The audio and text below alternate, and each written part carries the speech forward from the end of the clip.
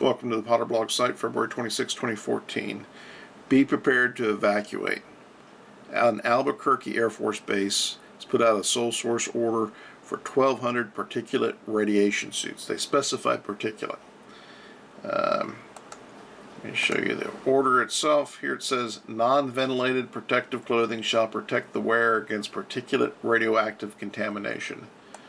This is the order on FezBizOps. And you can see the order went out on February 20th, 2014.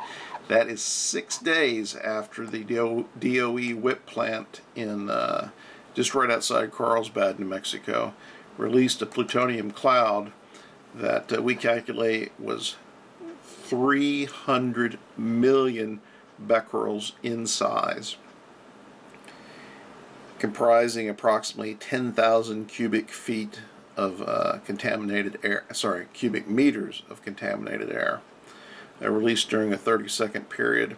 There are still ongoing releases. We estimate roughly nearly 7,000 becquerels per minute, but even though that's a high amount, it's being released in what we believe is a large amount of air.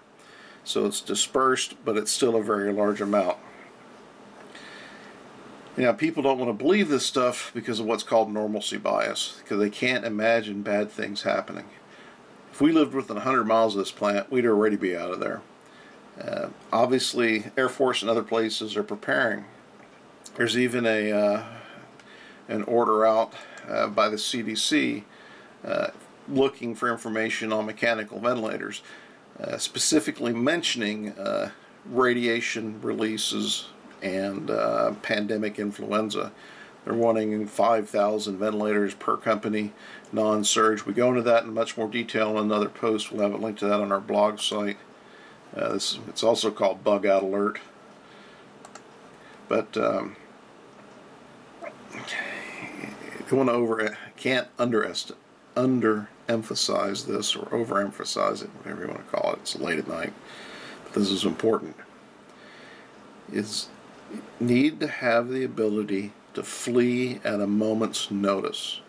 That means having P100 face masks at the ready, being able to hop in your car, whatever it takes, and having enough comfort supplies available and enough gas available to get you upwind to somewhere safe. Do not expect them to let you know that it's coming. They took days. In the early days of this, they said there was no releases. We broke the news early on that there was. Finally, news media is starting 9-10 days later, starting to give the news of what's happening.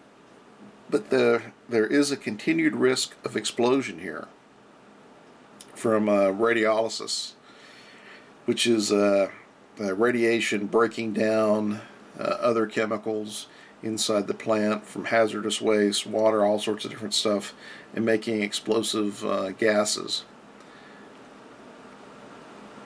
If you remember Fukushima, there was an initial radiation accident which was very large. They tried to save the plant so that they could probably attempt to start it up again in the future. Then the plant blew up, giving us 3 meltdowns, whatever else that happened there. The WIPP site seems to be taking the same task. They're trying to save the facility for future use. Preventing releases and stopping further danger is not job one. This place could go again, and in a much worse fashion. Be prepared.